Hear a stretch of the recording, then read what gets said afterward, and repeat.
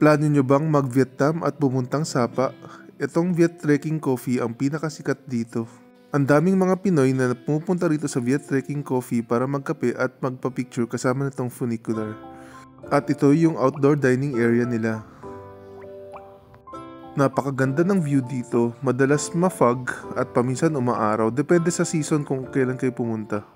At ito yung interior niya, ito yung mga cake, order kayo ng kape. Meron din Viet Trekking restaurant dun sa taas. Pwede kayo dun mag-breakfast kung di kayo dito naka-check-in. Napaka-relaxing talaga dito.